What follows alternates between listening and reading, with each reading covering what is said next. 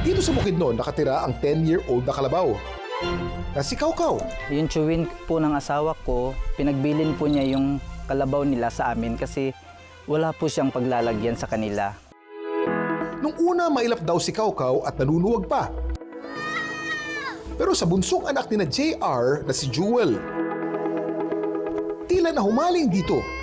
Noon po yung nilagay siya ng lolo ko dyan. Na-shock po ako kasi nakita ko siya na malaki talaga siya na kalabaw. Curious po ako so linapitan ko siya kasi wala si mama noon.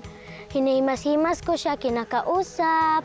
Tapos yun po yung simula. Ang bata na si Jewel, paunti-unti na palang napapaamo ang matapang na Kaukaw. Iba kasi yung aura ni Jewel pagdating sa mga hayop. Araw-araw na silang nagsasama, na nakikita na niya si Kaukaw, unti-unti na niya nakikilala. Araw-araw ang bonding ng dalawa. Pero ang mala-fantasy na kwento ni na Jewel at Kaukaw, hindi lang puro saya. Dahil tulad ng isang pelikula, may pagsubok din ng itong si Kaukaw. Gusto raw ibenta ng kanilang mga kamag-anak. Sabi ng mga anak nila, matanda na raw po yung tatay nila. Kaya napag-isipan po nila na ibenta. Sad po ako yun.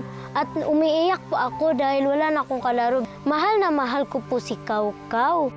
Pero nung makita nila kung gaano nakalapit si Jewel sa kalabaw, Ayun po, hindi po natuloy.